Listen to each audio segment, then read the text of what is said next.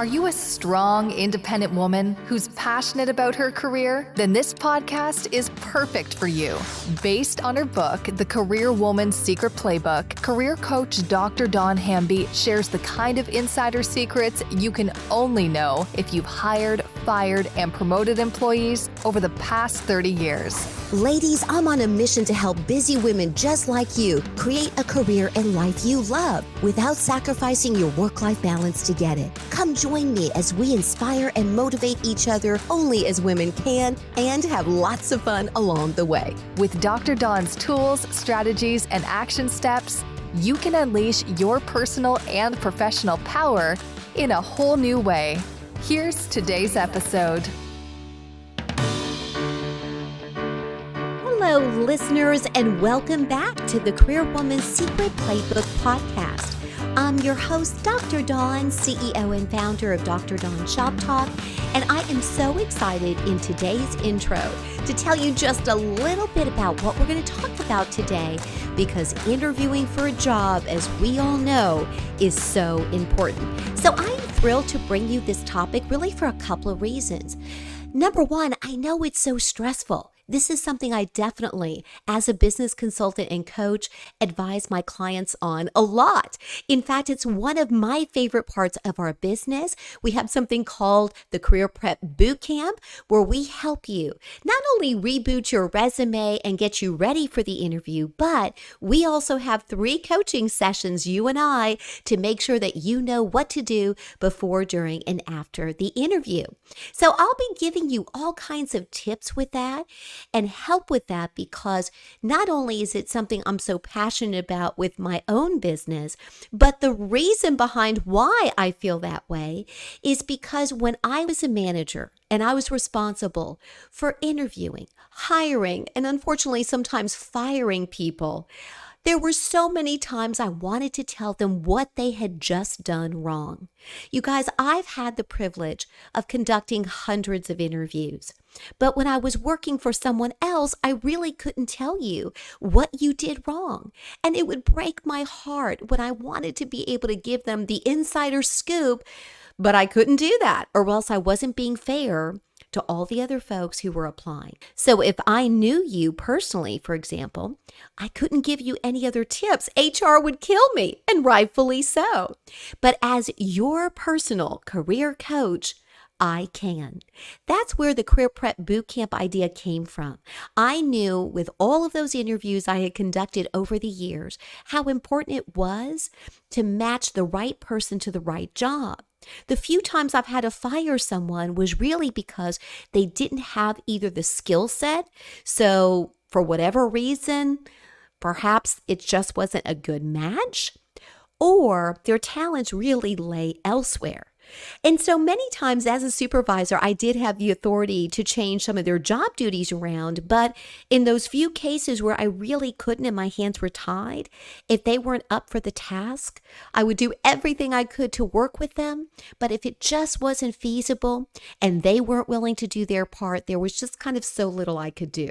So you guys, I'm so excited to share this with you today because, like I said, before I started my own company, when I hired people working for someone else, there was just so little I really could tell you to get you ready for the interview.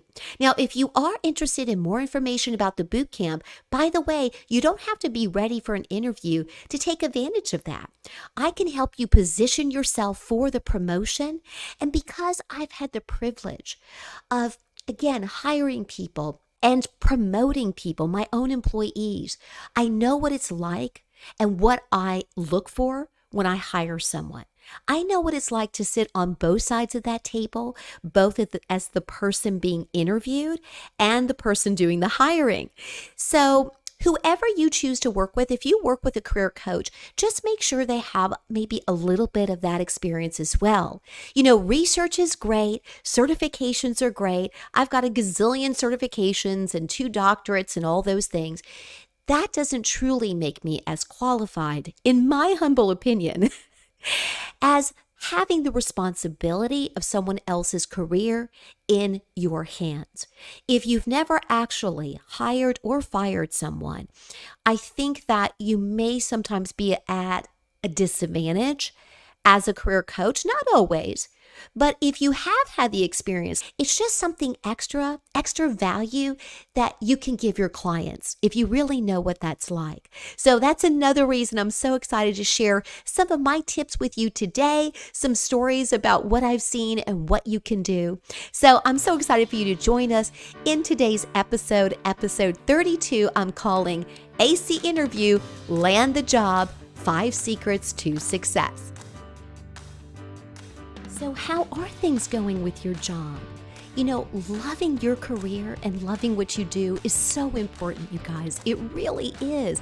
That is the reason I'm in this business. I wouldn't do this if I didn't absolutely love helping people. One of the things that would frustrate me so much when I was a boss, before I started my own consulting company, was the fact that I felt privileged to be able to match my employees' skill sets to the right jobs. When I did that, I saw them really thrive. They weren't just surviving, they loved it.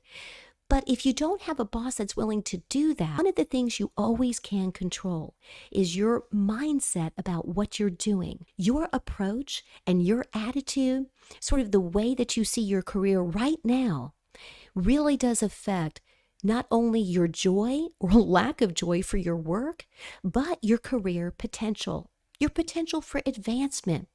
And we spend so many hours, if we're lucky enough to have a full-time job, okay, I'm going to get on the soapbox for just a second.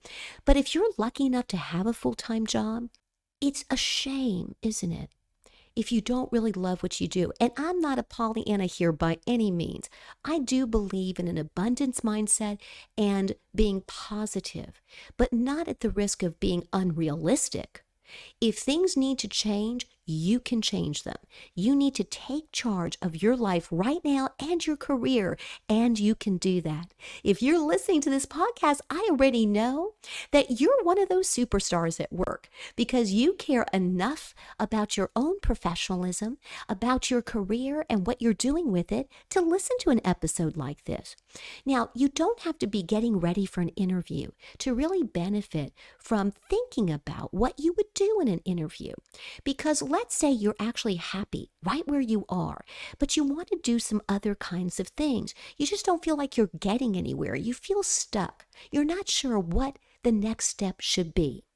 Okay, that's where career coaching comes in. You don't have to work with me or another career coach, but at the very least, do some research on what you can do. Because sometimes you just need a professional to kind of look at your situation and help you figure out what the next step should be. Family and friends are wonderful. They can be very supportive, but sometimes their fear can become your fear. That's how come I always advise using a professional. And I'm not just saying that, I promise you, because I'm in the business, okay? I promise you that is not the reason I'm saying that. I've hired my own coaches for years. In fact, I think you would be a terrible coach yourself and a terrible consultant, okay, if you've never actually hired any of your own. I have for a number of reasons, because I know what my skill sets are, but I know also that I can't do all things well. So I want to save time and money by hiring people who can help me fill in the gaps. In other words, they've got skill sets I don't have. So no matter what you choose to do, episodes like this can really help you, because let's say you don't want to leave your organization. But again, back to my earlier point, you just want to be able to do some other things. Well, then you're going to have to make sure that the leadership at your organization knows you're ready for the next challenge. And a way to do that is to really think about the secrets I'm going to share with you today, because these are the qualities you need to have to be able to take the next step. You guys, again, this is not a shameless plug here, but that's the reason I wrote the book, especially for career women who I personally believe believe, have a harder time with work-life balance than our male counterparts. I've not only seen that with my own female staff, but I've definitely seen that with my own clients, with my own friends and family even. So as a result, I created that book and wrote that book so that I could share the insider secrets of what I saw really helped people get ahead, not just in their professional life, but in their personal one as well. It's about you understanding that there are some core values that can really help you take things up a notch in your life, so that you feel that you are the one in that driver's seat and you're the one that gets to decide where you go next. So today, I'm going to help you unlock some secrets to nailing that job interview and securing your dream job. Now, if you're interested in an episode about how to make your current job the dream job while you're waiting, or I should say not waiting, but while you're creating opportunities for advancement, be sure to comment whether you're watching us on YouTube or on your favorite podcast platform. And if you haven't rated or subscribed, be sure to check that out and think about that. If you like content like this, then go ahead and hit that subscribe button. Give us a thumbs up if you're watching us on YouTube. We would really appreciate that. And then definitely share this content with anybody else you think might need it. If you're not going through this yourself, you might know someone who's either getting ready for an interview, or you just know they're sick and tired of dealing with whatever they're dealing with at work, and they're ready for a career change. All right, with all that being said, let me ask you a question. How are things going right now with your job? Were you thinking about applying for something new, maybe even in your organization? Or maybe the title of today's podcast intrigued you and you thought, I haven't even been on an interview in years, much less have even dusted off my resume. Or maybe you're interested in part-time work and you want to kind of dip your toe back into the workforce. That is something that we're seeing in terms of career and job trends right now, is more and more retirees want to be active. They really do. They don't want to give up on their life's work. They just want flexibility and maybe want to work part-time or have flexible hours. All right, here's the first secret. Secret number 1, research and preparation. Here's a biggie. One of the first questions I would oftentimes ask a job applicant was what they already knew about the company or the position. If they knew nothing, you guys, that is just a huge red flag to me. I might have been more forgiving. Well, I wasn't rude about it, but I guess I was more disappointed than anything, because in the past, I'm going to date myself here. In my past, when I first entered the job market, listen, we didn't have Siri, we didn't have Alexa, we didn't have all of these, technologies available to us to help us look up information. So today, it's very easy to find out a little bit more about a company or the actual position. You can even go old school and call the human resources department yourself and find out as much as you can. If you can even find out who would be conducting the interview, look them up on LinkedIn or reach out to connect, even better. But just make sure, no matter what, that before you step into that interview, you need to dive deep into that company's culture, their values, and their mission. And definitely know the job description. My goodness, you definitely want to know that inside and out. And then also really think about how your particular skill set really aligns with that role. And here's another insider secret, okay? I was always so impressed when that job candidate would tell me a little bit more about how they could help me instead of how I can help them. Now, I want to help them. I want to know that maybe working at our organization is something on their list of dream jobs. It's always very, very special. But the main thing I'm looking for as a boss is that you're going to be able to contribute to our department and you're going to make our lives easier, especially mine. If my performance, and my evaluation is based on how well my department's doing, which is usually the case when you're the boss, then you want to make sure you're picking the right person for the right job and that they're the right fit. But you also want to know that they have done their due diligence in making sure it's a good fit as well. Now, I also suggest to our clients when I'm working with them, especially before they go into that interview, I'll even call them and we'll have a little mini session the day of or the night before. Make sure you prepare answers to common interview questions. Oh my goodness, there's so much research out there about that. And again, if you're working with a business consultant or career coach, they're going to provide you that information anyway. They're going to take all of that work off your shoulders, okay? You're busy enough. But just make sure you're prepared. And here's another tip. Be very specific about your actual examples. Let me illustrate. They say they're an organized person, or they say that, they have a great work ethic. They give generic answers to questions. And again, I just told you to do your research on common questions. So I like that you have, a good answer. But if you can't really be specific about a time when you did those things, then that's usually a red flag. Okay, you want to be able to showcase your experience and expertise. And oftentimes, the more you prepare, the more confident you're going to come across in that interview. Secret number 2, crafting your narrative. Our second secret is all about crafting what you're going to say. Your interview is a chance to tell your professional story, so make it compelling. Now, again, I love hearing that it's your dream job to work for our organization, but again, make sure that you're being specific about your actual achievements and also discuss the challenges that you've overcome in the past and the lessons you've learned. We all know people make mistakes. I don't want to hear that you're perfect or that you think you're perfect. I want to hear about challenges that you have faced and how you face them. A well-crafted narrative not only is going to showcase your skill set, but it's going to make you a memorable candidate. Secret number 3, mastering the art of communication. Okay, this third secret is an important one. Effective communication during an interview really is key.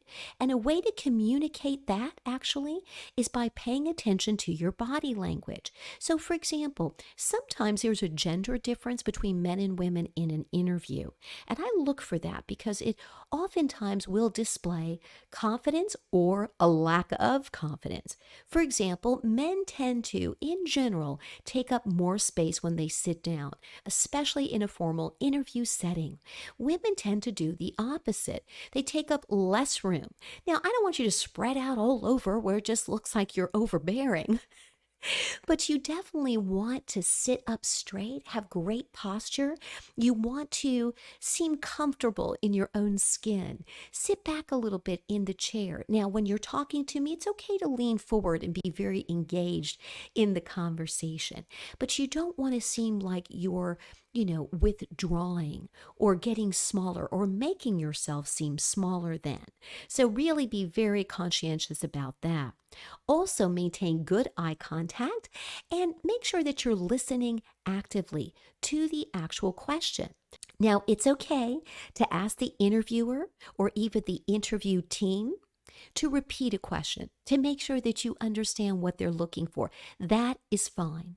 But when you do respond, make sure that you're not only specific, but be concise. I want you to use something called the STAR method. Have you heard of this before? If you haven't, here's what it is. STAR literally stands for situation, task, action, and result. So that's how you want to structure your answers, right? You want to describe the situation, explain what the task was at hand, explain what action steps you took, and then definitely explain the result. It's a really great way to remember how to describe your answers in detail so that you can be the star of that interview. All right. Effective communication also, keep in mind, really showcases your professionalism and your interpersonal skills. Do you know that on average, when it comes to interviewing, The interview team or the interviewer, if it's just one person, has already made up their mind about you within the first 5 to 7 seconds. They really have. Now, they may not absolutely know that you're the person that they're going to give the job to, but they already know in that short period of time whether or not you're in the lead. It's fit. You heard me reference that earlier. It's kind of that sense that you get, and we're going to get into more detail in secret number 4, but fit is something that's that invisible sense as to whether or not you could fit in to that particular organization and their culture. So if you're uncomfortable or nervous, being nervous is okay, but I mean the kind of nervous where it just seems like you just don't have a lot to offer. You just are doubting your own skill set kind of thing. That makes other people uncomfortable. And remember that people hire people. So you don't have to be the most confident person. In fact, sometimes if you're overly confident, that can backfire. You don't want to seem arrogant. It's kind of that special magic place in the middle, right? How do you do that? I'll give you another secret. You do that by going on lots of interviews. Do not wait. Do not wait until the most important interview, okay? In other words, go out there and practice a little bit. It's good to keep your interview skills sharp. Now, it's not that I'm encouraging you to go on hundreds of interviews and waste people's time. What I am suggesting is that you definitely go on more than 1 or 2 or 3 because you do not want to put so much pressure on yourself, especially if it's been a long time since you've actually participated in an interview. What if you've never even interviewed by Zoom? That's relatively new. And it doesn't have to be Zoom. It could be any virtual platform, but that's kind of a different skill set, isn't it? How do you come across on video? Right? So it's similar to interviewing in person, but there'll be things that you'll need to do to really stand out. And there's tips and tricks to that. That could be a completely separate video if you want me to do one about interviewing virtually versus in person. Today's episode is really about general tips, the secret behind your success in acing the interview, regardless of the platform. That's what today's episode is all about. Now let's move on to talking about fit a little bit more. That's actually secret number 4, showcasing your cultural fit. In other words, employers are not only looking for skills, but also for candidates who fit into their company's culture, values, and mission. So during that interview, demonstrate your alignment with their values, with their mission and vision. That's how come it's very important to do that research. And if you forgot that already, go all the way back to tip number 1, okay? That first secret. That's why it's so important. So you want to make sure during the interview that you talk about how you can contribute to the team's dynamics and show enthusiasm for their goals and where they're planning on going in the future. You show them that you are invested in more than just a paycheck, and that's so important.